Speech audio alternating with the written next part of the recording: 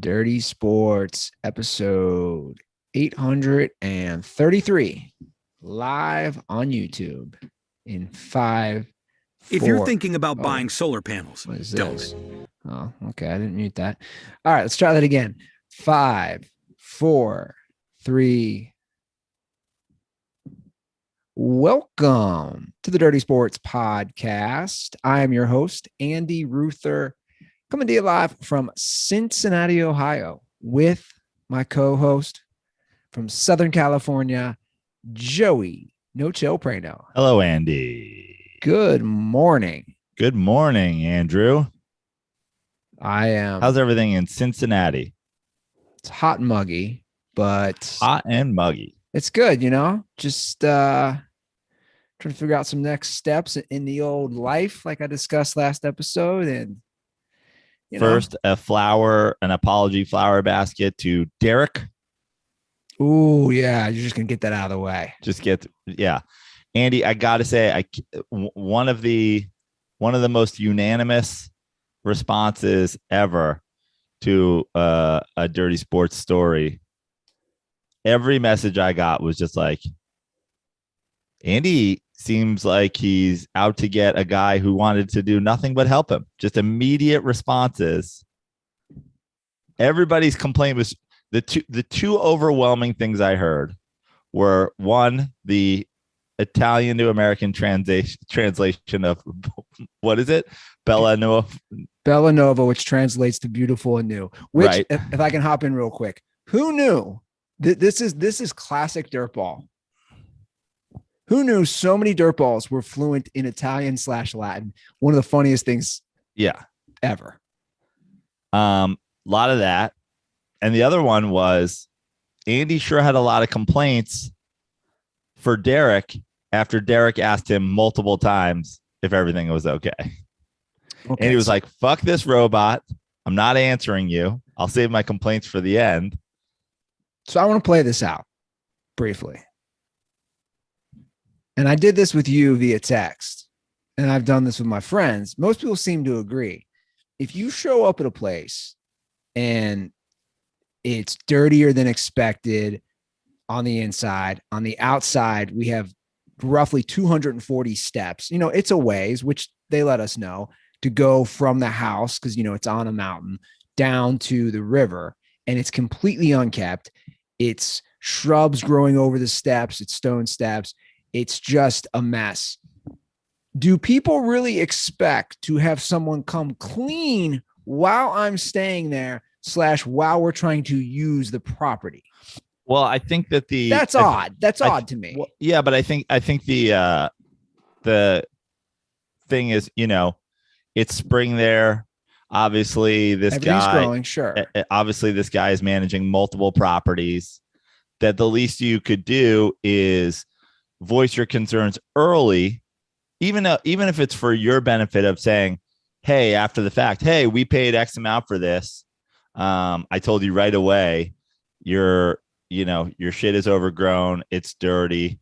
I'm happy to give you guys a 5-star review, but I'd appreciate, an Airbnb credit or whatever, go full Karen, like get your complaints out early, as opposed to at the end saying, no, everything's good. Everything's good. Everything's good. Just kidding. The whole time this place was shit. And now I'm giving you a 2-star review.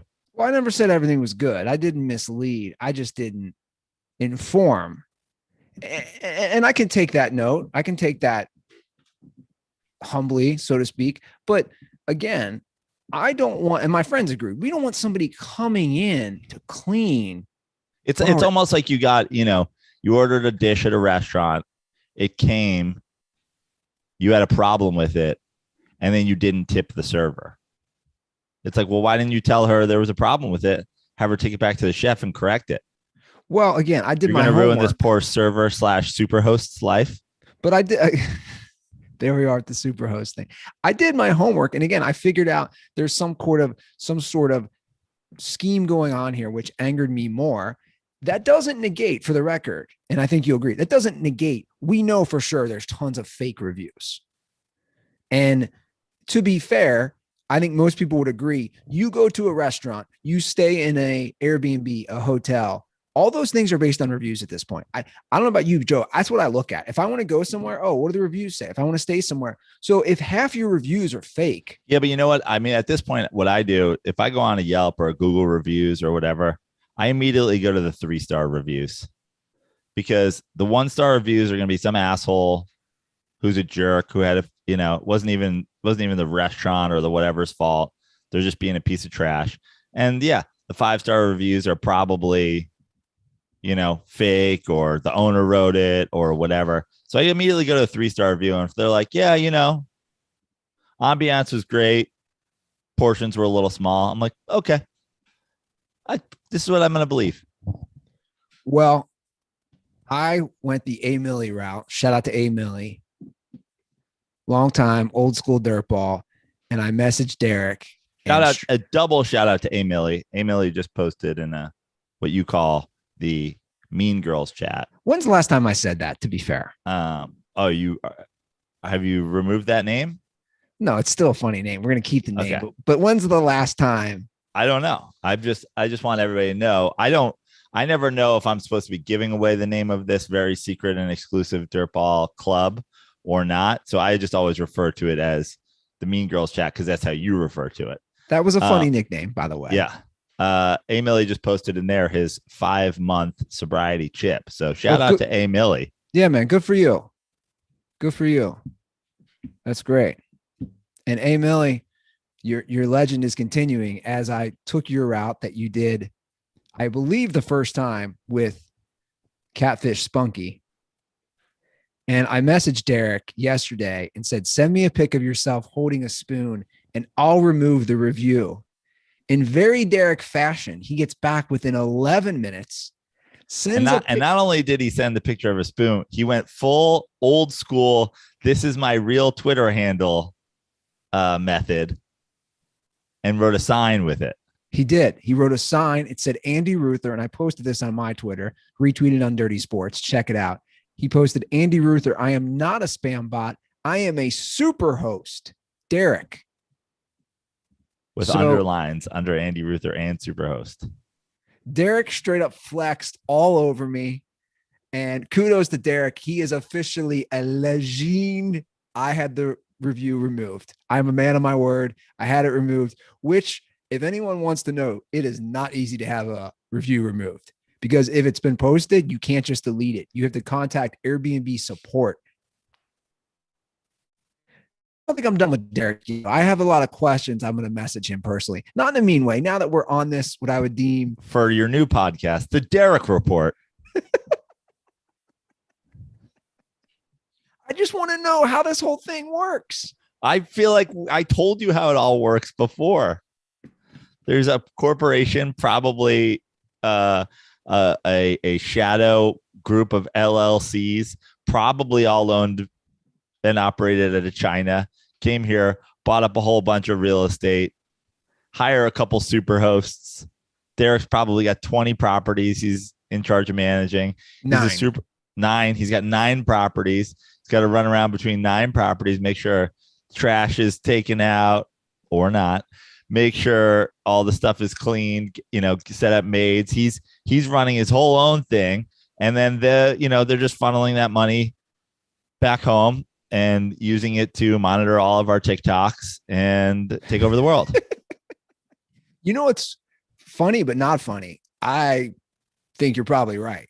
Yeah. I mean, this isn't this isn't an exaggeration as far as this also isn't a conspiracy theory. This isn't like a thing that you have uncovered. This has been going on. No, I know, for a few years now. And I know China, and I remember living in LA, talking to some people I knew in real estate and saying that was a thing, that Chinese would come over. And he's like, they're not only buying properties, they're buying cash. Like, nobody's turning that down. Hey, here's $1 million cash to own this. They're not going through the whole loan and bank process. So I still want to, maybe keep in touch with Derek. It's a very Andy Ruther-esque thing. Derek is like, I am not a pawn of the Chinese Communist Party. I am a super host. Does he know where Peng Shui is? I think he has Peng Shui. I was going to say, is she staying in one of his properties? Yeah. This is where Peng Shui has been the whole time. Some property in Tennessee, sitting on some mountaintop, just living the life. Well, we have the beef settled, but there are some crazy beefs going on right now in the college football world. And I can't stop laughing or reading about this. Nick Saban versus Jimbo Fisher versus Deion Sanders. And I just posted a tweet. I retweeted it on Dirty Sports. It's the old meme, disaster girl, I think they called her. The girl who's just watching the fire with joy in her eyes. Said, "This is me watching college football burn itself to the ground today." Oh, that's a good one. I like it. Everybody, I mean, Nick Saban, of all the people, is going to be the one that starts takes a little piece of snow, rolls it up into a little tiny ball, and starts rolling it down the hill. Of all the people, probably no one in the history of college football has been rewarded more for participating in this entire sham than Nick Saban. And he's the one that's going to start the snowball effect of burning college football to the ground. He's going to try to expose people for taking money and giving money, which is essentially going to come back to them showing that he's done it. I mean, Jimbo Fisher's already talking about, just look into what he's done. Look at all the things he's done. It's all right there. Deion, which we all knew was going to happen. This is the blueprint for Deion becoming a coach, right? Sure. I will make a small school a big deal by having my history, the prime time, the show me the money, the must be the money, the, look good, play good, feel good, money good, all that. Do that. Use your status to, blow up a small school, get 5-star recruits. And they should have Nick Saban should have just let it happen. Well, he just sounds like a whiny bitch. He just sounds like, he was running around town with a gun, shooting people. And now he's going in front of the mayor and he's like, somebody else bought a gun. It's like, yeah, dude, you've been murdering people in town for fucking 15 years. Yeah. I mean, he's the most successful coach of all time. But he's just so obviously been paying players forever. 100%. And we're going to get into some good clips here of how this all started. I don't know where he was speaking, but it all started with these clips being posted last night. And this is wild to me. He straight up is going at not only another SEC school, his former assistant, it's a guy who he used to work with, and saying that Texas A&M bought every single player. And this is what he said last night. And you've read about them. You know who they are. I mean, we were second in recruiting last year. A&M was first. A&M bought every player on their team, made a deal for name, image, and likeness. All right, we didn't buy one player. All right, but I don't know if we're going to be able to sustain that in the future because more and more people are doing it. So he said they bought every player. But name, image, and likeness is not buying players anymore. Well, exactly. And furthermore, to remind everyone, I forgot this. You probably forgot this. Bryce Young got a 7-figure name, image, and likeness deal last year, Joe. Before hold on now. At Tide Fan 745626974 on Twitter and Instagram and TikTok if it's ever not owned by China. I'm just here to tell you that Bryce Young was already here before he signed that. He was already here. He was already a Crimson Tide member before he signed that. We didn't buy him. Derek Jeter came up through the system. And then the Yankees offered him $190 million when everybody else was offering him $40 million. And he stayed because he loves the Yankees. Like, what the fuck are you people talking about? Yeah. So he got a 7-figure deal before playing a single down. He got $1 million before playing a single down last year. What is he talking about? And you're right. They're trying to use this. We already signed him So it doesn't matter. But Andy at Crimson Fan 957-64268 at a super tweeter. I am not a bot. I am a super tweeter. He was here before he signed it.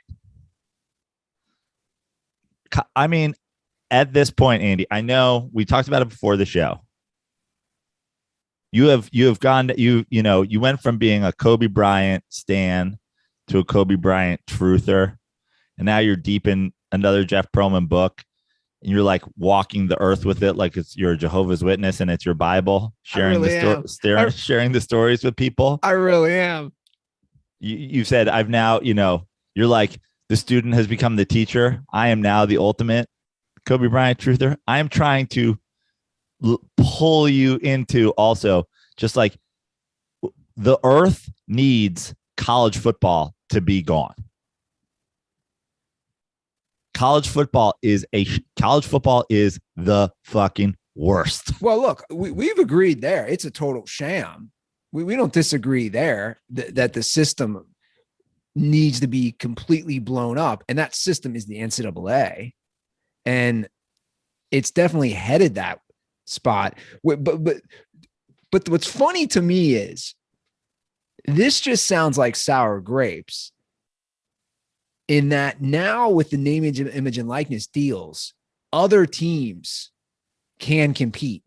A Jackson State, a historically black college university, which is not going to garner the recruits, now has a name like Deion Sanders to say, hey, we're going to start stealing 5-star recruits from you guys, which I love. Here's the thing. And Saban is a huge part of this is I know, and I'll just call it out. I like you loser college football fans who root for a Kent State or a fucking Kansas State or an Oklahoma State or a fucking Arizona State or a UCLA or an Oregon or a fucking literally any but 4 teams.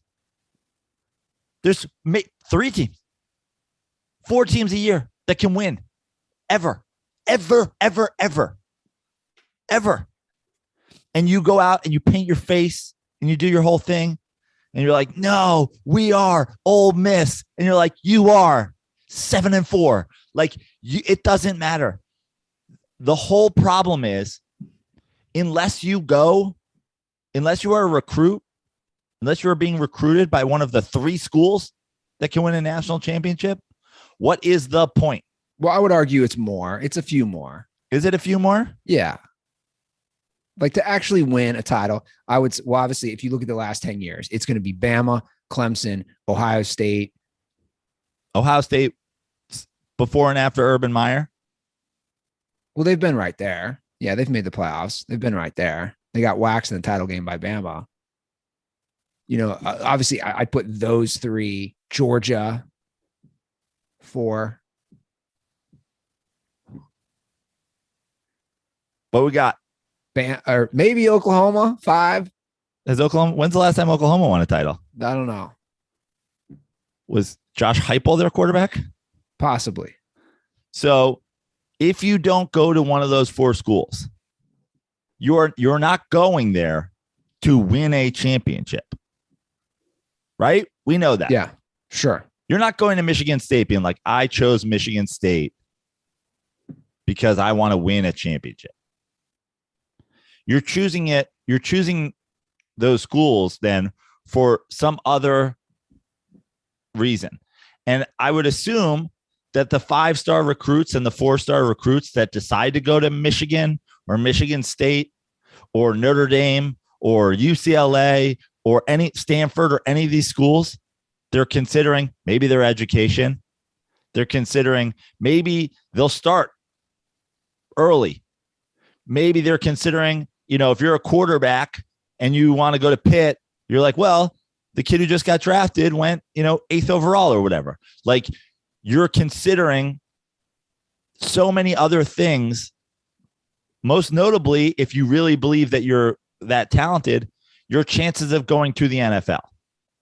Yeah. Deion Sanders gives you a better chance to go to the NFL from his historically black college and university than if you go to Notre Dame. Why? Because he is an NFL guy. He has an NFL agent. He hangs out with NFL Hall of Famers. He talks to guys in the league still. You want to go spend your off season, if you're a defensive back, training with Patrick Peterson? Get to know Deion Sanders. Sure. So these Jimbo Fisher clips are so fucking funny to me. These all just came out in the last hour and a half, and I'm just going to play a few of these short clips. The first thing is Jimbo's response to actually Jimbo informing everybody that Nick Saban called him last night after all this was aired. Nick Saban actually called him, and this was how he responded. You just didn't take the call? Not going to. We're done. And he shows you who he is. Okay, not going to. We're done. And then here's a couple more other clips. I don't cheat and I don't lie. So I learned that when I was a kid. If you did, the old man slapped you side of the head. Maybe somebody should have slapped him. I don't cheat and I don't lie. So I learned that when I was a kid. If you did, the old man slapped you side of the head. Maybe somebody should have slapped him. So he don't cheat and he don't lie. And I don't kill and I don't covet my neighbor's wife. I'll steal. My daddy had 10 of these. He read them out of a book.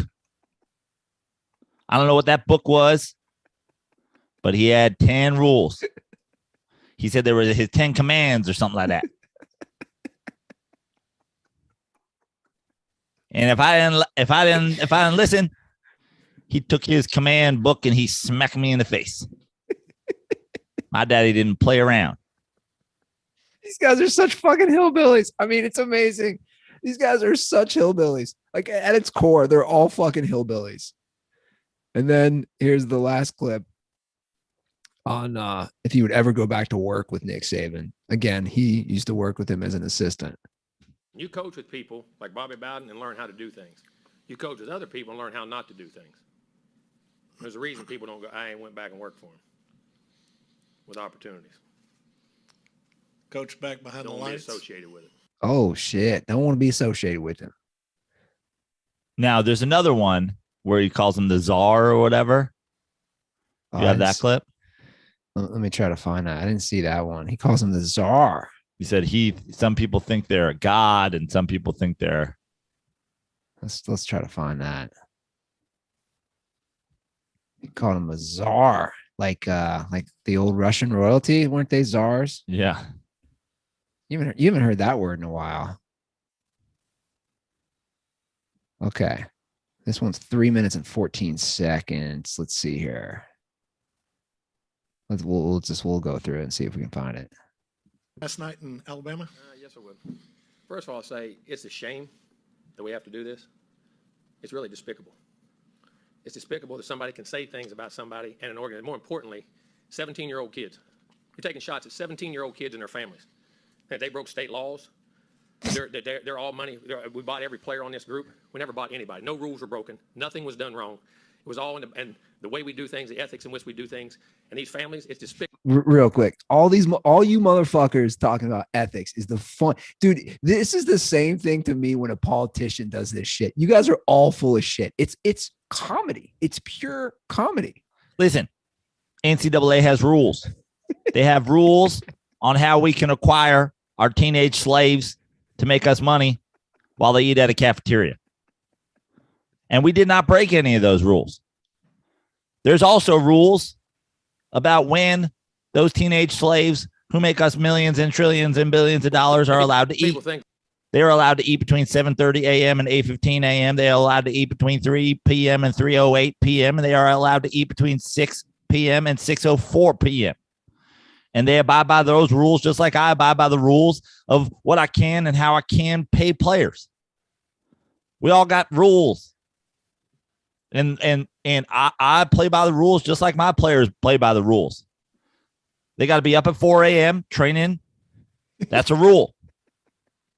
They got to be in their room by 7:15 p.m. and asleep by 7:30, or else they get the whip. Them's the rules. Okay, I got the Czar clip here. They're God. Go dig into how God did his deal. You may find out about a guy that a lot of things you don't want to know. We built him up to be the czar of football. Go dig into his past, or anybody that's ever coached with him. You can find out anything you want to find out, what he does and how he does it. And it's despicable. It really is. And it's a shame we have to sit up here and have this conversation about things we do. And it's personal to us? Yes, it is. It's personal to A&M. It's personal to our players. It's personal to our coaches and everybody involved. And I know the guy. Know him really well. Nick Saban is not God. Coach, did you say Nick Saban? Yes, that's his name, Nick Saban. Satan is not God. Do you mean Saban? Saban, Satan, Seltzer, Salsa? Saban, Satan, Saban, Satan. Say that 10 times fast. Tell me you don't mess it up. Saban, Satan, Saban, Satan, Satan, Satan, Satan, Satan, Satan, Satan, Nick Satan. It's all a fucking scam. Well, of course. And I'm so glad.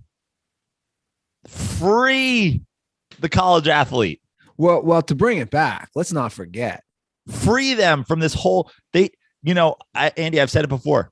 I don't believe players should be paid for, going to school. Just what is this school? What does this have to do with school? Yeah. Tear it down. Free the teenage athlete. Well, what I was going to say was to bring it back where this all came from. Let's not forget, because I think people forget, the reason this all came to fruition was a Supreme Court decision, which was 9-0. Like, guys, we're talking about a Supreme Court that is so polarized on every other thing. It was unanimous to allow name, image, and likeness. This was unanimous across the board. That's what catapulted all this to happen. And those are the rules, and we are abiding by them. Now they can make money for their name, image, and likeness. If they don't like the school once they come here, do they have to sit out 14 seasons before they are allowed to transfer? Yes. Those are the rules. If you don't like playing for me at Texas A&M, then you can go to Florida State when you're 36. Those are the rules, and we abide by them. Because my daddy had a book that said them's the rules. And he used to have one book that was them's the rules and one book that was the 10 commands. And if I didn't abide by those rules, he smacked me with both of them. He clasped my ears. Of course, Saban's done shady stuff. They all have. Just like Bill Belichick. You don't get to be the GOAT in any field, sports, business, whatever it is, without doing some shady stuff. That's how you excel. Everybody is looking for an edge. Of course, Saban's done shady stuff. But again, so have all these guys. So have all of them. You can't be naive to think they're not all looking for an edge. Hell, Blue Chips, again, we bring this back. The movie came out in 94. Shaquille O'Neal did document that in his amazing acting. Come on, guys. It is funny, though, like you said, that Nick Saban, of all people, the guy who's won all these titles, is mad because he came number 2, because he was the second in recruiting. This is what this boils down to. And he's taking pot shots at Dion. Burn it down. Burn it down. I'll play the Dion clip real quick that he said last night as well. There are rules, just like Nate said. We have a rule right now that says you cannot use name, image, and likeness to entice a player to come to your school. Hell, read about it in the paper. I mean, Jackson State paid a guy $1 million last year that was a really good Division I player to come to school. It was in the paper, and they bragged about it. Nobody did anything about it. So here's what's funny about that. To do a callback. Nick Saban saying it's in the paper that Jackson State paid this guy. Dude, you're the guy who said you're so busy, you didn't know who won between Donald Trump and Hillary Clinton. Yeah. So now you're suddenly reading papers? You said you didn't know who won the presidential election, but now you're reading all the headlines in papers. Get out of here. Well, here's what happened, Andy. I was in my home having breakfast. One of my tight ends who in his free time, totally voluntarily, not because it moves him up the depth chart, makes me breakfast. He came in He came in his little suit with his little white gloves. And he said, Coach, I've got one of our other players, the guy who does most of the lawn stuff. He found this newspaper out on the lawn. He said, do you want it? And he brought it into me. And then one of the girls on the volleyball team, she reads to me. She read me the paper. Oh, man. It's the worst system in all of sports. Yeah, there's a lot of garbage. The Olympics are unlawful and criminal. The World Cup, we have to wait till November because right now it's 175 degrees in Qatar. Where no one in the world is going to go. We have every sport. I mean, we talked about baseball at length, but nothing is worse than the NCAA. And the crown jewel of NCAA criminal behavior is every single major college football team.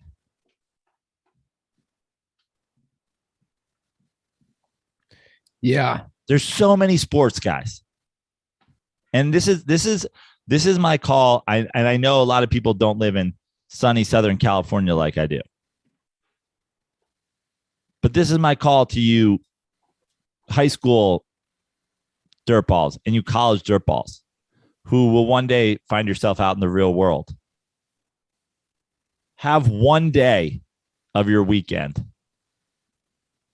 where you go do something else. Enjoy the NFL. Put college football aside. It's a scam. It's a sham. It's awful. Yeah.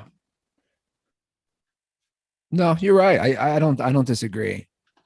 I think the allure is you're seeing guys who are going to be in the NFL at this point. For someone like me, that's what it is.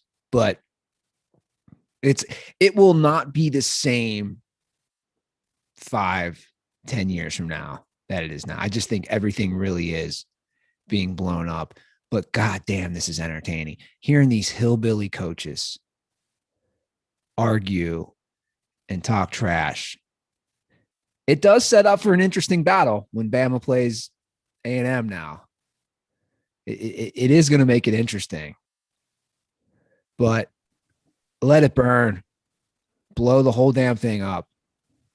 It's not worth your time. It's not worth your energy if you're a devout fan. Because the truth is, it only is a few teams that can compete. I mean, this was Cincinnati's best season ever, and they had a great squad. And we saw that, right? I mean, they had the amount of guys they had drafted, the amount of guys in the first round. They have a top 5 cornerback go to the Jets. It's like they were a legit squad, Cincinnati. Yeah. They got waxed by Bama. Of course. Of course they did. That's what it boils down to. But I will be here for the drama. And the last note on this college football stuff is we got a tweet from a dirtball. Arguably one of the best names ever. The quarterback. This is this guy's name. The quarterback for Oklahoma this year, dude, it sounds like a porn star. His name is General Booty. Yeah. I mean, is this real life? This is what's so funny is he has the same last name of the former best name in college football. Remember John David Booty for LSU, presidential assassin turned college football player. We grabbed a man today with a rifle and a copy of Catcher in the Rye who was outside President Joe Biden's office. John David Booty. Those are his uncles. That's his uncle. I'm looking right now. General Booty. John David Booty was his uncle. Yes. The Booty family. The Booties. God, some redneck shit, man. That's just some redneck shit.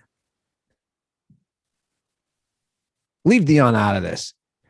In the words of Will Smith, leave Dion's name out your fucking you sent mouth. me a great clip of Dion. What was it from last year? Is that from last year? I don't know what it's from. Oh, I thought that's what the tweet that came with it said. And Dion knows exactly how it's going to go. Deion saw the future. And he was just like, of course, guys are going to want to play for me. I can play it. I'm going to make them rich.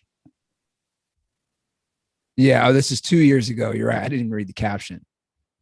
This is 2 years ago. This is Deion. Now they play some music in the background. So it will be hard, a little hard to understand. But this is from 2 years ago. We got some dogs coming. The reason I know why we got some dogs coming is because we receiving some hate. We got Power 5 schools hating on OJSU, telling the kids, hey, you know what? They don't have this, or they don't have that, or they can't afford this, or they can't afford that. Yeah, they darn right we can't. But guess what we got? We got what we got. And we got hope. And we got love. And we got compassion. And we got coaches that know the darn game, that are very competent, that are very capable, that has character. We don't even talk about other schools.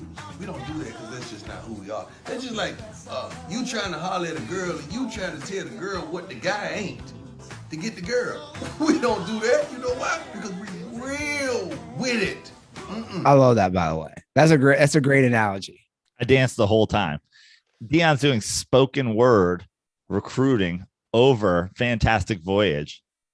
We're surprised that he's getting players over Nick. We're surprised he's getting at least one 5-star recruit. One guy who's like a elite player who's like, yeah, Deion is talking about love and there's music playing in the background. Nick Saban came to my grandmother's house and she said that we were considering Texas A&M and he took a swing at her.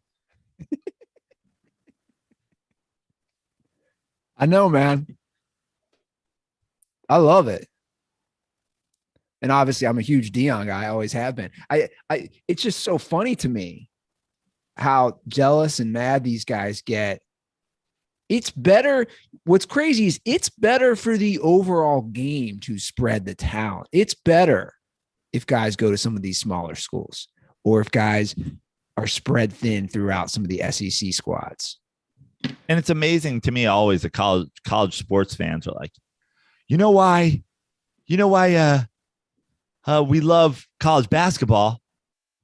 Because the NCAA tournament at 64 teams and anything can happen. And Cinderella. And you know why we love college football? 4 teams, same 4 every year. One of the 2 win. You're like, pick a fucking lane, guys. Yeah. You like college football because anything can happen? Or you like college basketball, college sports because anything can happen? Or you like college sports because the same goddamn team wins every year? And you like to get drunk and go watch a team that's going to go 7-4 and not matter. And look, for the record, I understand that. If your view is like, hey, I just like to go to games, have some beers, hang out with friends. No doubt about it. No doubt about it. I get it. But save all your, this is why college football is great. Oh yeah. Save that. It's just a bad system. It really is one of the worst systems. Now you could debate FIFA or the International Olympic Committee. Those are up there for sure. But those also happen once every 4 years. Yeah. You're dealing with this every single year. And people have a chance to compete for a gold medal or win a World Cup. What are most college athletes competing for? What do you compete for? Again, you're not competing for a national title. Sure. I know. You're competing at this point. You're hoping to make money from name, image, and likeness, or go to the NFL. That's it. And that's why Deion Sanders is like, if that's what matters, must be the money. Yeah. I think no one thought he'd have success because he had no coaching experience. He goes to a small name school, a historically Black university. I think they thought that's how it would play out. And again, he's making gains. He's getting some players. He's putting together some decent squads. And they're just jealous because he is the antithesis of what they are. He's a former NFL player that has swag, who does things differently, the complete opposite of how these guys do it. And they're just jealous. And they don't have his charisma. Let's move on to some NBA because the finals, the conference finals, I should say, a little surprising for me so far. Yeah. Now, Andy, we had talked last episode. Andy Lazarus was watching last episode and was like, I want to come in and talk Western Conference Finals. He just texted me and was like, when are you guys going live? I said, sorry, we're already live. But I forwarded him the link and I'm like, we'll talk Eastern Conference. Maybe you can sneak in for some Western Conference Finals talk because his dub showed up. But let's talk about the East first. Well, first half, Boston obviously builds a little 8-point lead. Then that third quarter has been dominated all playoffs by the Heat. They come out halftime hot. And I have to say, that's on the coach. Some adjustments, getting your team ready, second half. Absolutely. And we saw that. We've seen that through the years with the Warriors during their run, the halftime adjustments, all the third quarter runs that they've gone on. Yeah, that's a sign of a good coach. You know, I've always been an Eric Spoelstra, like kind of just like, let's keep it in perspective. But I think over the years, he's just become a better and better coach. And honestly, I think we have a coaching. There's a huge gap between great coaches and good coaches, and then an even bigger gap between good coaches and the rest of the league. And I think Eric Spoelstra floats, and he's one of the few people who's floated in the above good coaches, under like all-time great coaches for a long time. And the guy has earned my respect through the years. Yeah, he's definitely grown on me. Obviously, he had LeBron, Dwayne Wade, Chris Bosh, those 4 finals appearances. But they showed the stat the other night. I don't know if you saw it. He's 5-0 in Eastern Conference series. He's never lost. Yeah. Even with great players, it doesn't always guarantee a series win. Right. He's never lost. That's huge. And obviously he could lose this one. But the point is he's doing it with different teams, with different squads. He's a really good coach. Yeah. And, you know, we have talked about, I said last episode that, you know, there's just not the superstar. But Jimmy Butler, I mean, this is what we saw from Jimmy Butler when he made the run. When they made the run to the finals in the bubble, was Jimmy Butler became the star on the team. And, you know, props to the Heat, props to Eric Spoelstra, props to Pat Riley, props to the team in general, that they kind of win all year while, you know, not having one guy that really is so clearly above the rest of the talent on your team. But you need that come playoff time. And Jimmy Butler is doing that. And if he continues to do that, that makes them a tough out. Well, Jimmy Butler for not just this series, but in the final. Like if Jimmy Butler plays consistently, he's consistently a superstar or a star. Shouldn't say a superstar. He's consistently star level performance with their supporting cast. They're going to be tough to beat for any of the teams left. He played like a superstar last game. When you put in 40, that's what I'm saying, and have 4 steals, it's not just offensively. When he's playing the defense the way he has lately. I'm a Nick Wright. Like I go back and forth on Nick Wright. Obviously, Nick Wright is also a LeBron stan like myself. I appreciate that. He has some terrible takes too, but I find him to be, I find his takes to be right about 60% of the time, which is far above the league average. But he shot this tweet out via First Take this morning, or First Things First. Sorry, not First Take. Doesn't really matter, to be honest. Right. This postseason, Tatum 28.3 points a game, 5.8 rebounds a game, 6.1 assists per game, and 44.1 field goal percentage. Jimmy Butler, 29.8 points a game, so a point and a half more, 7.7 rebounds per game, so 2 full rebounds more, 5.4 assists per game, so a half an assist less than Tatum, and 53.5% field goal percentage, a full almost 10 points better. Bottom line, Jimmy Butler's been significantly better than Jason Tatum. And defensively, that doesn't even include defensive stats. And we've talked about, we talked about Steph. We talked about Luka. We talked about Tatum. And we talked about Jimmy Butler. We talked about the Heat, not really. But Jimmy Butler, if Jimmy Butler is going to do this in the Eastern Conference Finals, I got Heat in 6. But they're also doing it with guys who aren't even getting paid. They got 2 D-leaguer, like recent D-leaguers in the starting lineup. Obviously, Kyle Lowry's hurt. You have, let Laz know, I see, we're going to let him in soon. You have Duncan Robinson who just signed a deal. He's not even playing. Yeah. You got guys like Strus stepping it up. They have a collective team effort.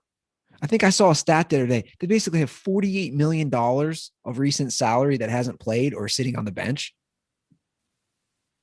Yeah. They're and again, that's a good coach. You're finding the replacement guys, so to speak, that are stepping in.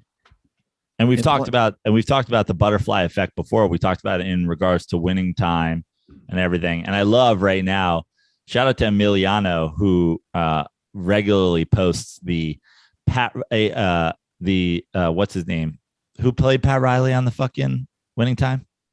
Adrian Brody. The Adrian Brody screenshot of him as Pat Riley saying "fuck Boston." How appropriate now? How appropriate for this series to have a Adrian Brody as Pat Riley saying "fuck Boston." But we've given props over the years to the guys behind the guy. But like, God damn it, if Pat Riley just doesn't fucking figure it out every year. He does every fucking year. He does. Jeff Pearlman said low key, maybe greatest coach of all time. And I think that's obviously when you consider the titles that were run and the longevity of Pop in San Antonio and the fact that Phil Jackson has 11, and being an ego manager is as important as anything in the NBA. So you can criticize the X's and O's of Phil Jackson all you want. You can, I always say you can't ruin your legacy. Like the Knicks doesn't hurt Phil Jackson's legacy to me. It's hard to argue Pat Riley's, but greatest coach / executive all time. I think Pat Riley's running away with that one. Yeah. Well, he knows how to put the right guys in place. That's not easy for any profession, right? He knows how to get the most out of people. And he sees that. But just also grabbing the low, grabbing guys when their stock's low. Exactly. Because Jimmy Butler was just bouncing around. He was. Even with all those successful seasons, he was bouncing around. And then now we are 3 wins away from making 2 finals. So we can move on to the West. I see Laz is sitting here. I'm sure he's going to be chomping at the bit to discuss how they played in game 1. Coming to you live from the Laz Lair in Venice Beach, California. Connecting via audio and hopefully video. Andy Lazarus. Andy, you have to accept. I did accept. Accepting. What's up, boys? What's What's going on? What's up, Ruther? How are you, buddy? I'm good. How you been? Pretty good. 2 weeks out of surgery, so I'm just off the killer meds. This is my first day off the big meds. So off pain meds. Mm-hmm. Mm-hmm. Do you have any just laying around? I ate them all. They're done. It's Laz, yeah. I feel like you're the kind of guy who has like a Dr. Vinny Boombats, where like, I mean, of course, like if I needed to get some opioids, I could get some opioids. I'm trying. I don't want to open this Zoom guest appearance with a drug deal, but like, hit me up after the show. Sure, no problem. No problem. Unbelievable. Just contributing, Joe, to the opioid crisis in our country. Stick to the cannabis. Unlike Laz, I don't have the gold chain Dr. Vinny Boombats. I'm working off of like, California Medi-Cal. But I mean, my knee still hurts. God damn it. Listen, I got a therapist. Why won't my doctor listen to me? My crazy doctor prescribe you whatever you want. Yeah. Whatever you want, bud. Yeah. It's no problem. So, We get around it. Laz, what are you thinking right now? A big win, game 1. You got to be feeling good. I mean, I feel pretty good. I mean, here's the thing. As much as Kendrick Perkins and Nick Wright and Joe Prano want to tell me that Luka is a better player than Steph, I will give you this. I think they're a wash for this series. But honestly, Jalen Brunson, I don't think even starts on the Warriors. You know what I mean? Well, I think that may be very true, and I actually think that's kind of the point, which is you guys have an absolutely undoubtedly better roster top to bottom. We have a better team. Yeah, you have a better team. I don't expect the Mavericks to play that bad again, but I just don't think that guys like Reggie Bullock and Finney Smith and even Jalen Brunson's pretty good on the road, but I haven't seen them be able to really get it done on the road. You know, I expect them to be better at home. Jordan Poole actually has only had one good game on the road, so he's kind of in that category as well. I just don't think they got enough. And I also think, I mean, to be fair, I think that they got game 7 a little bit, you know, two less days of rest, one more game, you know, you guys have been prepping for them. You're ready to go. And we're not just going to quit like the Phoenix Suns quit. Right. 7. Like, that was weird. That was a weird thing. Like, something is going on in that locker room. Somebody fucked somebody's baby mama that day.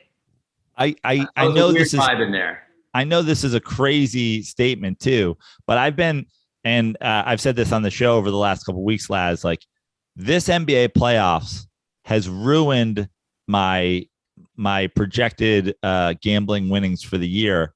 Not because I'm losing a ton of money, but like I count on having a huge quarter when NBA playoffs happen. I count on winning a ton of money, and now I've like lost a little bit, and it's just like it sent my whole gambling year into disarray. Would you call that your LeBron gambling crutch? Yeah, exactly. LeBron is gone. You got nothing. Yeah, well, I mean, it's LeBron, it's your Warriors, it's your old Warriors squad, your Kevin Durant Warriors squad. Before that, it's, you know, like through the years, it's the Spurs. There was always teams that you could count on. Yeah. Like, oh, I just bet them every night they're going to win and they're going to cover. I feel like the Warriors have been pretty good against the spread at home. Yeah. But I mean, think about through the years, it was like, oh, I mean, LeBron didn't lose a first round game for a decade. Like, right. You know what I mean? And the Spurs were in every Western Conference Finals for like 9 out of 10 seasons or something like that. It's like, so, but the thing is like now this has been so hard because every time it seems like something's happening, I try to ride it. And then the next day it's ruined. It's like, I almost feel like the Mavs getting blown out in game 1 makes me think that it's going to be a better series than if they lost like a hard fought 2-point game on the road. Then they're like, oh, it's like, now you guys got to make a fucking total adjustment. Mm-hmm. And you guys got to try to figure out how to, if you lose game 2, you got to figure out, be like, how do we just have this series even through 4? So if you're coach of the Mavs though, what is the adjustment? Right? Like, what do you do? Because Wiggins seems like he could, I'm not saying he handles Luka, but he makes it hard on Luka. And you have Draymond helping off. I mean, that's what I'm saying. If you put Draymond on Jalen Brunson, like, that's a mismatch for us. Like, yeah. Jalen Brunson's got no chance. Absolutely. You know? None. So I'm not sure. I mean, I'm obviously not a basketball genius, so I'm not sure what Jason Kidd does here to battle the fact that like he's outgunned. That's absolutely, I absolutely agree with you. And I think if Jason Kidd was a good coach, which I think is up in the air at best. Yeah. If Jason Kidd was a good coach, I don't think he has a better plan than what he has now, which is, well, I hope Luka figures it out. Right. I mean, like, how many times they try to target Steph? they try to target Jordan Poole, but like you're not going to start Jordan Poole in this because I just think Jordan Poole right now isn't quite the player that he's getting hyped up to be. Like, right. You know, he's not quite there. But I mean, like if Draymond's, and the other thing, if Jalen Brunson is guarding Draymond, as allergic to scoring as Draymond is, like that's a problem for you guys too. Because if Draymond scores, I mean, by the way, I'm not a Dallas Mavs fan. I'm just rooting for the Mavericks. You are you guys to me whenever anybody's playing the Warriors. You are you guys. I'm always you guys. Yeah. Yeah, but you're low key. You're not a Dallas Mavericks fan, but you're low key going back to the 2011 team. Yeah, you love that 2011 team. I hear about the 2011 team all the time. Yeah. Well, I just think that they're the most underrated NBA team. They might be the most underrated sports team in history. Just the way they're talked about, they beat the shit out of everybody. Disrespected. And they're disrespected. And at this point, like if you watched that run, we were all like, oh my God, they cannot miss for like 2 weeks. That's the thing. They got the hottest that I've ever seen any team ever. So it's it was like kind of a 2 week thing. To be honest, I don't think since that game 4 walloping that they did on the Lakers when they swept them, have we seen Andrew Bynum since? Remember, I think he was spotted. He was spotted in an arena. Don't you remember that thing where he was spotted? Was there something with like somebody dumping popcorn on him or something? Yeah. Something happened in an arena. Like they literally destroyed Bynum's career. Maybe he did like a year or two with the Sixers after that, but the next year he straightened his hair. He like conked his hair. Yeah. No, you're right. And then I don't know if you guys saw. I don't know if you saw the documentary they rolled into after the game last night. But I think after a season and a half on the Sixers, he just like took a boat with Bison Dele through Tahiti. You saying that he killed Bison Dele? Yeah. That Bison Dele's brother also murdered Andrew Bynum and threw him off the side of a boat. And there's good speculation, formerly known as Andrew Bynum. Yeah. As well, the speculation that game also caused Lamar Odom to go to that whorehouse where he was ODing on crack. Like the Dallas Mavericks, there's some severe damage. But here I'm going to use this. Well, I'm going to say one more thing about the 2011 Mavs, and then I'll bring it back to it'll link us to this current Mavs team, which is again sort of basketball casuals and LeBron haters and whatever, the Sam Tripoli's of the world. They kind of use that Mavs team as pointing to like this. Michael Jordan would never lose to that team like the way LeBron did. And I argue, and I will argue to this day, every single NBA team, with the exception of maybe the Shaq dominant Lakers teams, because he was just so goddamn unstoppable.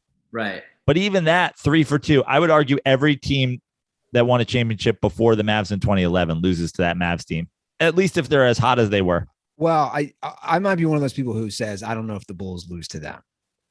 Well, I might be one of those people. I think Dirk would be like, listen, I know math's different in Germany, but 3 is greater than 2, right?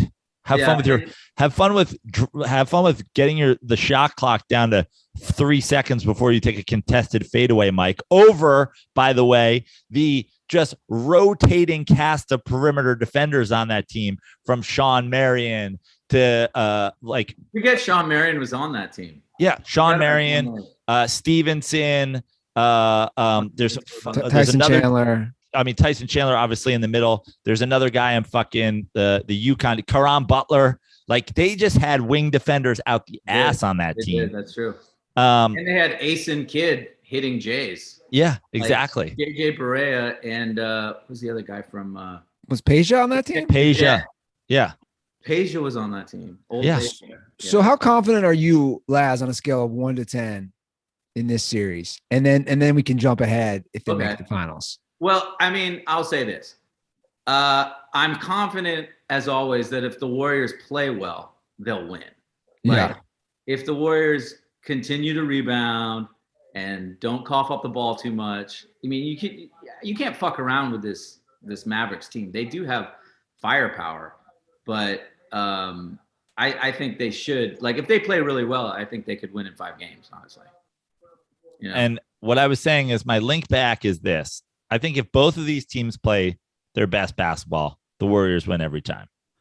If both these teams play good basketball, the Warriors win. If both these teams play bad basketball, the Warriors win. They're just better. And like the 2011 Mavs, who obviously their roster top to bottom is way better, way better than this Mavs team. But similarly, built around one guy's talents, and then it's all about a supporting cast. That 2011 Mavs team, for a few weeks, everybody hit their shots. And you look at the game 7 versus the Suns. Yeah, the Suns quit, but I've played a lot. Yeah, but I've played a lot of basketball in my day where you find yourself guarding a guy who can't miss, and you start doing the reverse Jordan, where you're like, what am I supposed to do? Right. And that's what happened to that Suns team.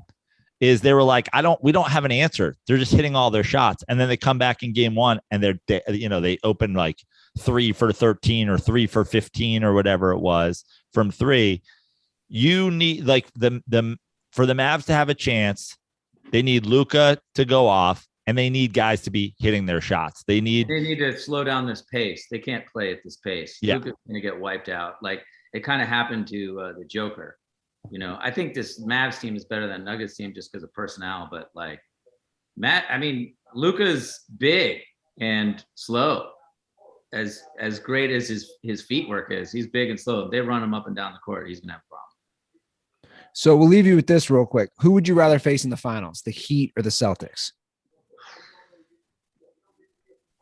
I mean, my gut says the Heat because but I'm not sure I trust my gut, I think the Heat are probably better coached, and I'm just not, they don't really have the high end firepower, but they're consistent. They're consistent. I also think like, Marcus Smart, his antics can fuck you up because you can get hurt because of him doing some dumbass, foul baiting shit. So I'd rather not deal with that. I almost think kind of rather face the Heat, but I'm not really sure. They're both pretty tough. Yeah.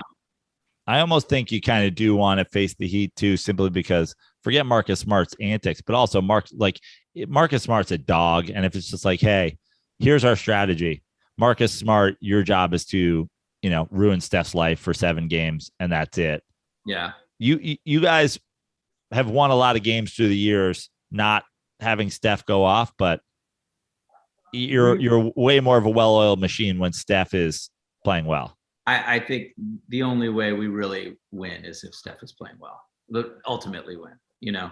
It's going to come down to Steph and Draymond and Clay at the end of the day, I think.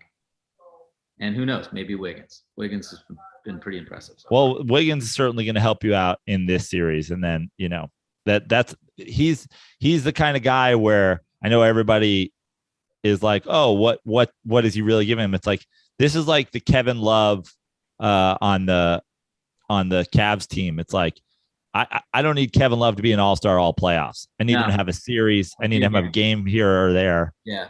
And what do you guys think? Who do you guys want? I mean, I know you want the Mavs to win, but do you think the Mavs are going to win? The championship? Oh no. Yeah, I predicted since I predicted the Warriors go to the finals, going back a couple of series. So I got to stick by my prediction on that. Yeah, they're making you look good, Ruther. They're making you look good. But I am rooting for the Mavs. I love Luka. I'm rooting for the Mavs, and I'm definitely rooting for the Heat as well. Yeah. I think the Heat win it all at this point. Can you guys explain to me why Tyler Hero doesn't start for that team in the backcourt? Because they're smart. Because they're smart, and he doesn't. 2 G League guys. Because they're smart, and they understand that. He's just a sieve on defense. Yeah, but also like I always think it's great that the best one of the low key best coaching strategies ever is having a guy who's good enough to start, who comes off the bench and can be the guy. I mean, the Jamal Crawford role of, okay, this guy can totally be the scorer on your second team. But is it smart to have a guy with some playoff experience and who's more talented start over like a couple of former G League guys? Like, who are those guys? I haven't watched a lot of Heat basketball, so I don't know. When I saw that starting lineup, I'm like, who's Jay Vincent? Honestly, I think something in the NBA that's really hard to do, but is really smart, is to like, take your best players and spread them out across your first two lineups. But like, unfortunately, with the egos that come with playing in the NBA, it's like Carmelo Anthony shouldn't have started for 15 seasons. But he's like, I won't even play unless I'm starting. He's playing for the Knicks. Who else are they going to start? Yeah. Who else are they going to start? Right. Carmelo Anthony shouldn't have started for the last 8 seasons. That's for sure. That's fair. Well, Laz, we appreciate you joining us. We got a lot to get through here today, Joe. But good luck to your squad. And I just hope. Now, Andy, before we let Laz go, I saw that you added something to the rundown that maybe we'll want to go into next, and then let Laz go after this one topic, which is I didn't even know what you put on. I just saw the words robot umps. Well, right. Here's my problem. The idea of robot umps is great because maybe Angel Hernandez is gone. But just think about what you're missing with robot umps. Who do you get mad at? Like, are we going to see Kyle Schwarber lose his shit? Which was very entertaining. Andy got mad at a robot just last episode. Andy had robot beef. Oh yeah? Yeah. It was AI beef? Yeah. Airbnb AI, which turned out to be a real person, but he was using AI as well. So he was a hybrid. You can't spell Airbnb without AI. Yeah. Well, the thing I just Airbnb, honestly. This is what I just added. Guy. This is last minute that this is the highest level where they're testing it out. This is the AAA Pacific Coast League. Okay.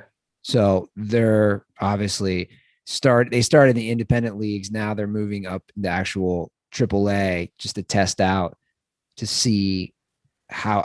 I don't know exactly how it would work. I think there's a light that goes off. Probably just like in comedy, you get the light, but you're out immediately. You don't have to, but the ump is still there. But just the guy with his cell phone, guy waving his cell phone. Right. You're at bat's over. You struck out. You got to go. No more. You don't have 1 minute to end this joke. Justin Wood in the back of Bear Burger. Yeah. Randy Ruther with the light on his iPhone. You struck out, bro. Are they just doing robot home plate umps? Is that the home plate umpire would inform everyone of calls. Would inform everybody that somebody struck out? Yeah, so he's letting everybody know. You have a home plate ump who's doing the calls. Yeah. So he's still there. Can't we just fire Angel Hernandez and get rid of the shift and just fucking, stop all this extra nonsense? Also, can we just have term limits on umpires so that the guys who are making calls aren't 60? Yeah, exactly. Every umpire's got to be under 50 years old. Yeah. They have to have like seventh inning, have that like kind of Roman gladiator thing where the fans give thumbs up or thumbs down.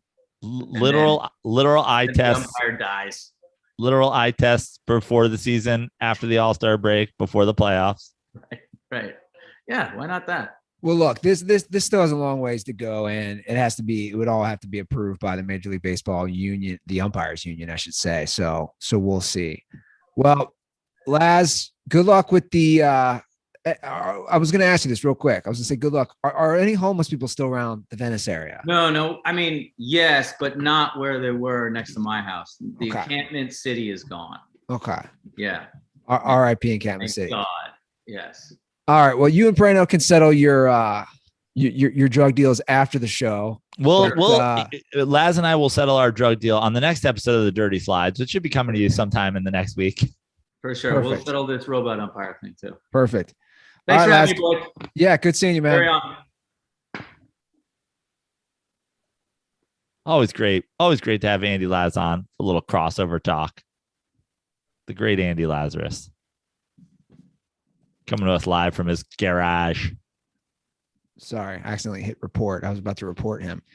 Not doing that. That's a mistake. And now we have Tug Coker in the waiting room, ready to talk about John Daly leading the PGA Championship. Well, one thing before we do, speaking of John Daly, that's a good segue for what I wanted to bring up.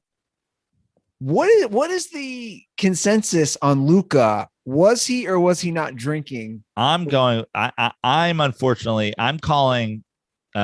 So I bet heavily on the Mavs money line yesterday because I was like, here's the thing. If the Mavs are either getting blown out in this game or they're winning this game. I was like, take the 5.5 points is useless to me. And I was right. They did get blown out. And also, of course, I took the 2-1 odds on the money line because, I like to have a rooting interest. Our hockey correspondent, who's going to come up later on, I need him and the Kyle Aronofsky and the other hockey guys in the world, the Jacob Faiths and the Big T Dobbs and all those hockey guys out there. Slide in my DMs. My NBA playoff betting is out of control. It's off the rails this year. I need some hockey bets. But so for those who didn't see, a picture surfaced yesterday of Luka and Boban at a restaurant. Luka had a beer in front of him. Luka had a beer. I'm saying it was false because I used that picture and that picture alone to bet on the Mavs money line. I was like, if he's drinking during the day, they got this game. And they got blown out. So it must have been as the Mavs claimed it was old. The Mavs claimed that it was old. Now, I have unconfirmed reports that whether it's old or new, Luka was definitely drinking a cold Miller Lite. I mean, what else would he be drinking? Because Luka, closely on his way to being the GOAT, wants to drink the GOAT of all beers, which would completely make sense. A hard agree, Andy. I am here. I have two rules when I make a change in my life, just to set the scene, just to make sure everything's good. I do two things. I watch Top Gun, just to get myself centered. Perfect time to watch Top Gun this year in preparation for the new Top Gun that's coming out. And then, of course, I fill my fridge with Miller Lights. I am 2 arms lengths away. I can't reach it right now. I'm 2 arms lengths away from 18 freshly cold bottles. I love the bottle vibe of Miller Lite because it's, as you said, it's the GOAT. Like, there is no Jordan, LeBron, Kareem discussion when it comes to beer. Miller Lite, all the accolades, most points ever, most original light beer, changed the game. There's just before Miller Lite and after Miller Lite. That's it. In the history of beer, that is it. There was hundreds of years of developing the idea of beer, the dark ages, the early years. And then there's AL, after light. Well, you're right. A lot has changed over the years, but one of the few things that hasn't, Miller time, right? Like you said, before and after. And once Miller Lite was introduced, the game changed forever. To get Miller Lite delivered right to your door, that's right, Dirtballs, you don't have to even leave your house. Simply visit MillerLite.com/dirty sports, or you can find it pretty much anywhere that sells beer. Celebrate responsibly. Miller Brewing Company, Milwaukee, Wisconsin, 96 calories and 3.2 carbs per 12 ounces. And if you're drinking a cold Miller Lite this weekend while you're watching NBA playoffs or the PGA Championship, tweet at us. Let us know. Tag us at The Dirty Sports, at Miller Lite. Let us know how you're enjoying America and the world's finest light beer. And Andy, I want you to do one more thing before you move on from this Miller Lite ad, because I think there's other beers out there which shall not be named, but I have a friend of mine who I saw on Instagram stories yesterday. He was barbecuing and he was posting a beer and he was drinking one of those, let's call them diet beers. Okay. They kind of sell themselves as the diet beer. And I said to him, listen, Miller Lite is one more calorie than that beer. And what are the carbs, Andy? What are the carbs? 3.2 carbs per 12 ounces. Nothing as far as beer goes. Don't get yourself scammed by a diet beer. Sure. It's Miller Lite. It's the original light beer. If you're like me and you're going to have a few, have a Miller Lite. Make it Miller Lite. Make it Miller time. Couldn't agree more, Joe. Couldn't agree more. You're making me want to crack one right now. I'm glad that the fridge is out of reach. Well, you can get to that later because we do have to go over some hockey with a hockey call. From who's our hockey correspondent? Ryan from Ryan. Canada. What's Ryan's last name? Tell me again. Ryan Clapp from Saskatoon, Saskatchewan, if I'm pronouncing that correctly. So Ryan left 2 calls. To be fair, he's like, dude, I can't get this under 2 minutes for each conference. Ryan, I just followed you back on Instagram at rclatt, KLATT 18. I just followed you back. And I'm going to make one request. You don't have a bio on Twitter. It seems like your bio should say the official hockey correspondent of at the Dirty Sports Podcast. Wow. That's really official. When he adds that, game changer. Okay. So let's hear from Ryan. Let's see what we got. These are his first hockey correspondent calls. Let's see how he holds up. Hey guys, it's your hockey correspondent, Ryan Clack, calling in. God, that feels good to say. Well, let's get right into it, starting with my Toronto Maple Leafs. They did it to me again. They've lost in the first round for the 6th straight season. And the 5th straight year they've lost in a winner-take-all game. Pain. That's all I know as a Leafs fan. Now, in fairness, they lost to the back-to-back defending champion Tampa Bay Lightning, who will now go on to play the Florida Panthers in the next round. So we got a little battle of Florida action coming. This series is going to be high-flying offense on speedballs and cracks, so buckle up for that one. Moving on, there were 5 Game 7s in the first round. Joe mentioned one of them being his Rangers taking out the Penguins, so now they'll play the Hurricanes in the next round, who beat the Boston Bruins in 7 games. But what I want to talk about now is the 2 Alberta teams, the Edmonton Oilers and the Calgary Flames. They each won their series in 7 games, Calgary overcoming one of the best goaltending performances I've ever seen from Jake Ottinger of the Stars. So now we're going to have a battle of Alberta in the playoffs, the first one since 1991. Oh boy, these teams hate each other. It is going to be flat out war. I have a bachelor party in Edmonton in a couple of weeks.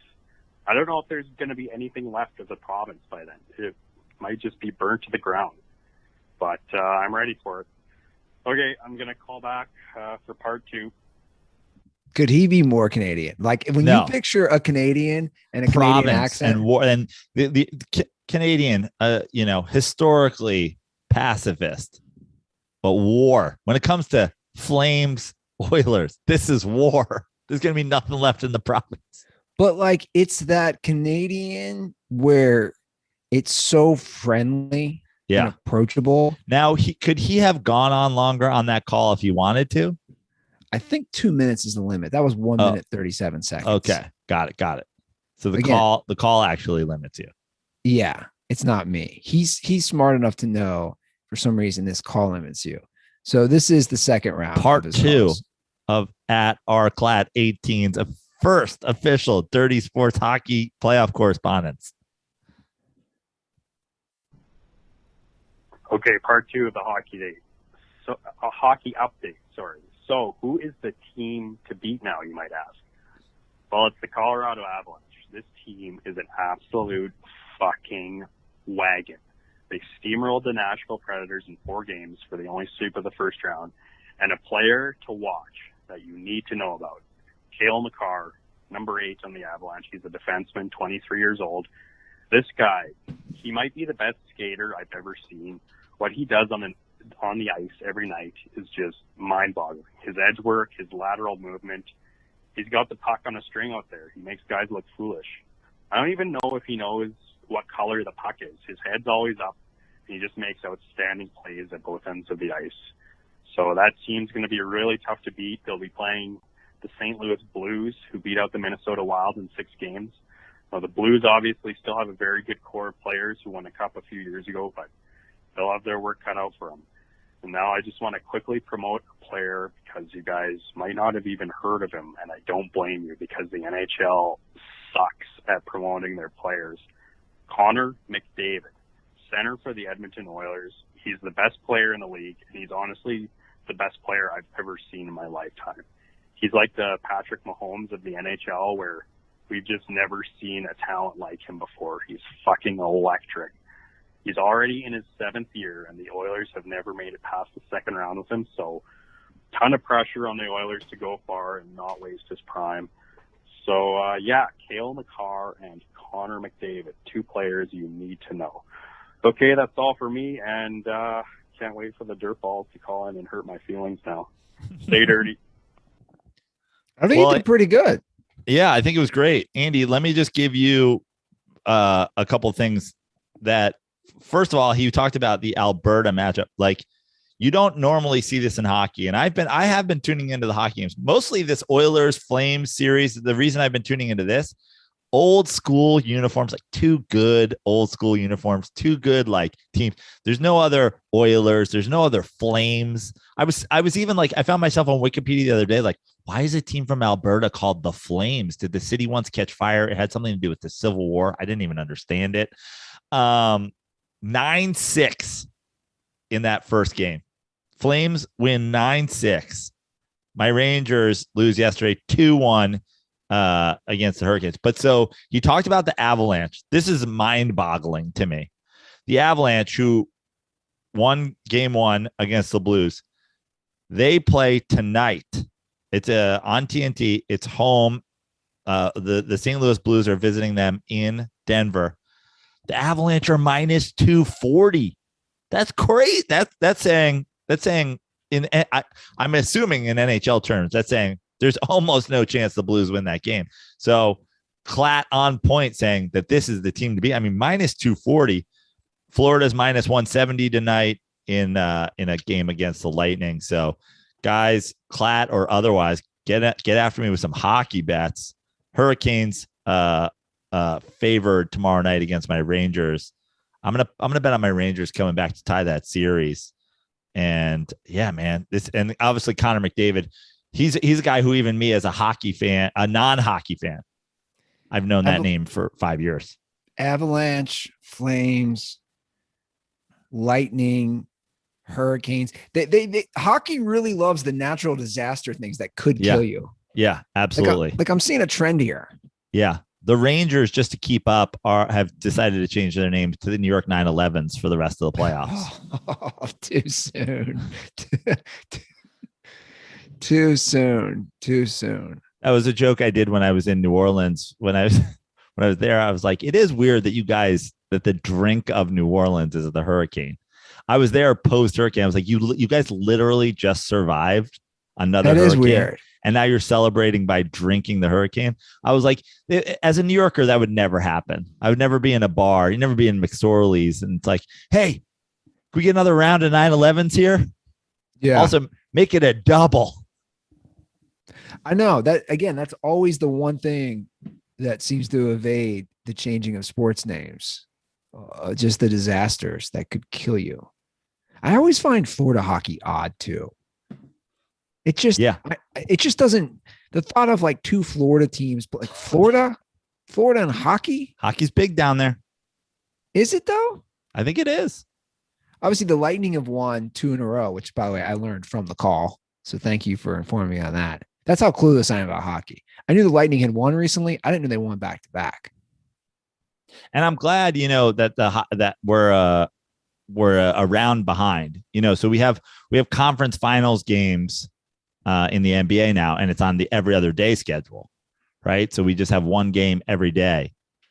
And it's like, I've been mixing hockey in, man. I got the Mets on right now. Mets have an early game today.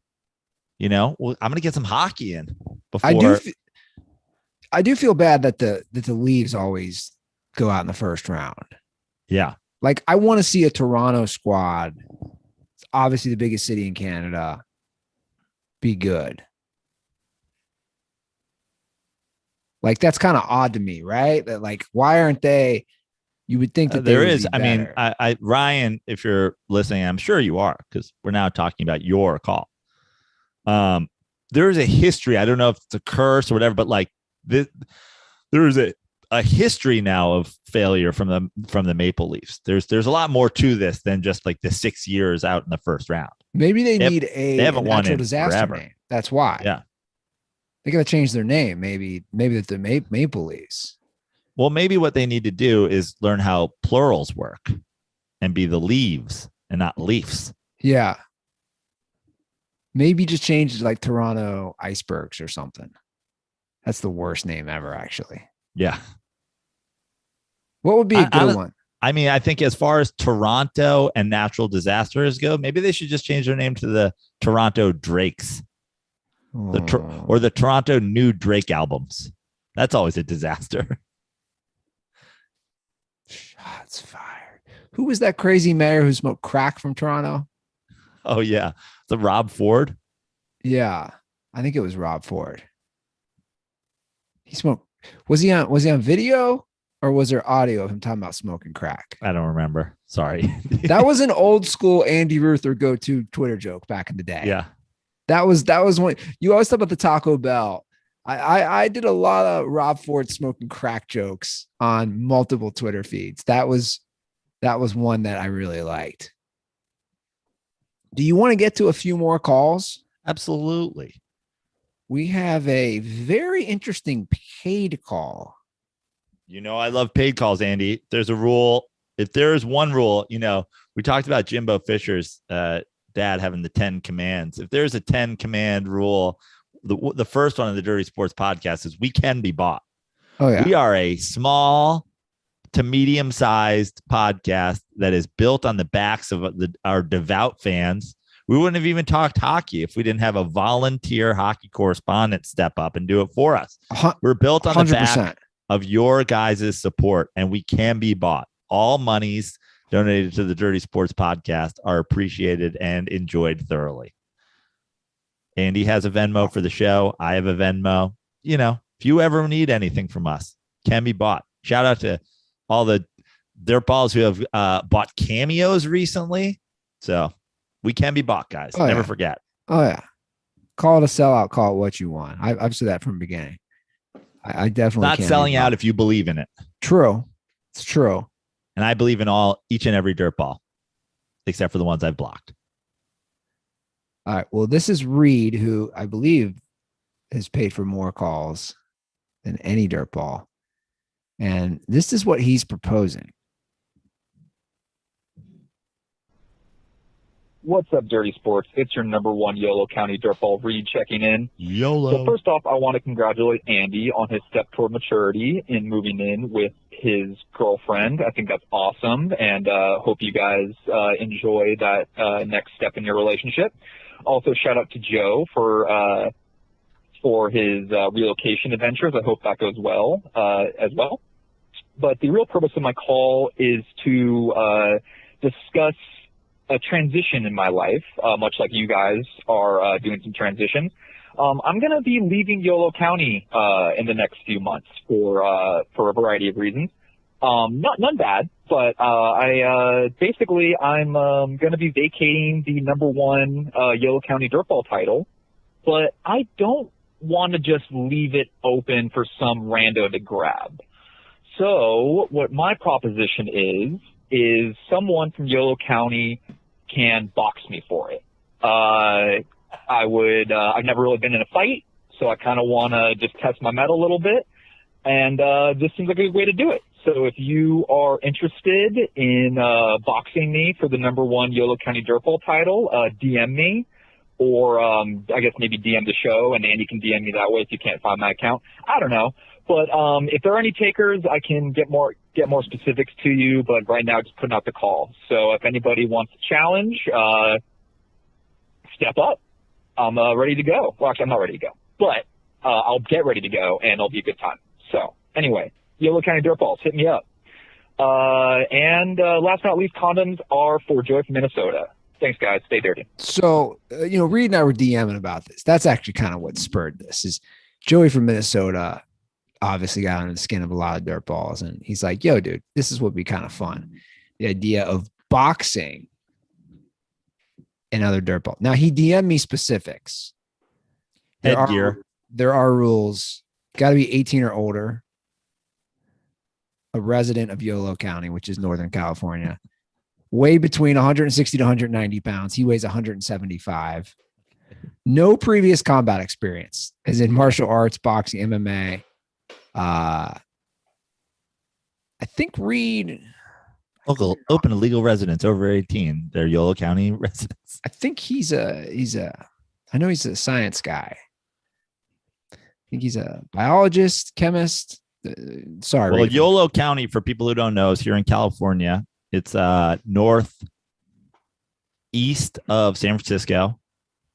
It is right. I believe it's just west of Sacramento. In fact, if I recall, I believe there's like a river or something that separates like Sacramento from West Sacramento. And I believe West Sacramento is in Yolo County. So it's that area. It's like between Sacramento and San Francisco. And so if you're up there, maybe you're a very distraught Kings fan that just has a lot of rage to get out. You guys have hired Mike Brown this offseason. Unbelievable. Maybe take out your anger on. But where's this fight taking place? I mean, I'll be honest. I got a lot of questions for this. Like, where would this fight take place? What's the Kings? I mean, we know the Kings Arena is not in use right now, right? The Kings Arena won't be is available absolutely every minute of the NBA offseason annually. Like, who's sanctioning this? Who's watching this? We're sanctioning it. DirtBalls are watching it. Okay. Legally, I don't know if I agree with that statement, but we're sanctioning it. What does that mean? I don't know. You're the one that asked who's sanctioning it. I said we are. Fuck. You're like, who's sanctioning it? Also, what does sanctioning mean? Yeah, I have no clue what that means. It's a good point. People are like, I sanction this fight. I don't know. I mean, look, I want Andy Ruther versus Robot Derek as an undercard. Funny you said that. Robot Derek actually called. Forgot to play this earlier. Robot Derek called the show. Oh my God. You got to listen closely though, because he's a robot. So sometimes it's not easy to decipher. But this is what Robot Derek said. And again, this is before we exchanged those texts yesterday. So this was Tuesday afternoon. Robot Derek left a call. Hey, Andy and the show. It's the number one Tennessee DirtBall, Derek. Andy, I wanted to personally call you and tell you to go fuck yourself. Find something better to do, you weirdo. I'm not a bot. I am Derek. You might be wondering why I have an accent. Well, the answer is, go fuck yourself. Don't worry about it. You think this is over, Andy? This is just the beginning of a long and hard road for you. You are mine now. You will be infected by bots in every area of your life now, until you are crying alone, in your basement. Go eat shit, you loser. I'm not a bot. Condoms are for 2-star reviews. Fuck you, Andy. Wow. Unbelievable. Condoms over 2-star reviews. Fuck you, Andy. Unbelievable. That's unreal. Derek is pissed off, dude. Yeah, he really is. My favorite part about all that was that he said in the message to me that there's so much wrong in this world. You know, we don't need this. Yeah, that really spoke to you, didn't it? Well, it's just, you know, it got to my heart. He said, what was the end that he said? Where is it? Where's that text I have to you? No, I can't find it. God damn it. Anyway, you know what he said. I just think I'm glad that I don't know if he's a bot anymore. Like, I don't know what to think. Funny, right as I say that, my TV, which is not turned on, Siri is talking to me. Yep. They're all in connection. Yeah. They're all in cahoots, right? I'll get one more call. One more call.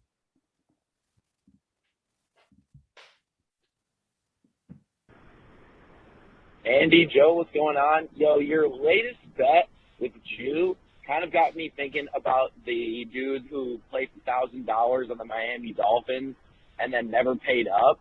And that kind of got me spiraling into thinking about all the different people that have kind of had their 15 minutes of fame on the podcast and now we don't hear of anymore. So I almost feel like we need a DSPN Where Are They Now spinoff. Like Alex from Kentucky, he who shall not be named, obviously the dude who reneged on the Miami Dolphins bet. I'm sure I could think of some others if I took enough time, but obviously Andy's going to freak out if we don't keep this call to a minute. So those are my three. If you guys can think of any other ones, that would be interesting. But, yeah, that's really all I've got. Condoms are for any baseball fans that don't, go after the owners, because fuck the owners. Peace. Alex from Kentucky. DSPN presents Fallen Angels, the story of Dirtball's gone bad. Alex from Kentucky is an interesting one. I watched some of the videos probably in the last 6 months. Dude, it's even more uncomfortable now. Remember when he was lip syncing and doing dances to Justin Bieber? Yeah. Do you think some of these good seasons followed by playoff failure led to him killing himself by the Tennessee Titans?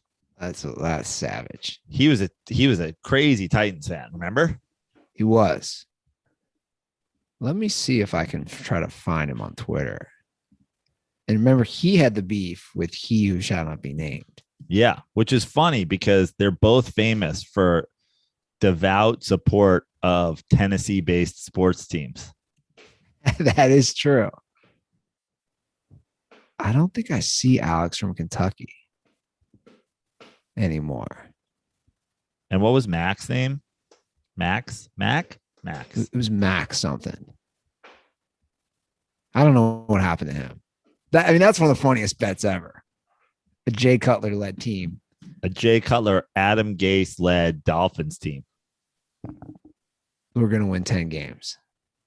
I think we had to I think we talked him into 10 games. I think he wanted to bet 11 games. I think you're right. He was over 11. And then we're like, dude, don't do this to yourself. And then they won 5 games or whatever it was. And we were trying to collect our bet in early November. Dude had to go into witness protection program. Unbelievable. There's so many that we're forgetting too. There's so many dirtball. I remember Skeletor and Skelehor. Yeah. That was OG 2014, 2015. Oh yeah. I mean, the number of dirtballs too that have that haven't fallen for negative reasons, like Skeletor and Skelehor, nothing went wrong. They just stopped calling. Yeah. But the one, think of all the ride or dies we've had over the years that then just Do you remember when we had a troll on the show? Goldberg? No. We've had him on 20 times. Dude, we literally had. Do you remember early Dirty Sports? 2014, we had a troll who just going at we called a troll. No, I don't remember. That was when we thought it was cool to have a troll. And then we were like, oh, little do we know we're going to have thousands of them through the years. Yeah. So I have in my phone a few things under troll. I have Canadian troll. Dude, we called a couple of them. I know we called at least one of them, which was a terrible idea by me. I think it was probably just terrible podcasting. Oh, so this guy hates us and trolls us. Let's call him and talk to him. Yeah. So why do you hate us? And then he says something, and then we you know what I should do? I should go back and find some of those clips. I'm going to make a note of that. Find that and play that. Rappaport did the same thing. I don't know if you know that. 6 months later, he called a troll. I don't want to say we're entirely responsible for Michael Rappaport's podcast success, but I'll take some partial credit. Give me 2 seconds, Andy. Hold on. I'm going to go through and I'm going to try to find some of these old clips, especially if you're a newer listener. Back in the day, we did some wild shit that, looking back on it, is so ridiculous. And the fact that we called a troll, I'm going to find that. Construction has started here. I was just trying to minimize some of the sound. I don't know if you can hear the banging. Well, I'm about to wrap it up, so it works out. Okay, great. Hotline 310-359-8365. Give us a call. Be a troll on Twitter or Instagram at The Dirty Sports. Troll me at Andy Ruther. Where can they troll you? You guys can troll me as always at Fix Your Life on Twitter or at Joe Prano on all other social media.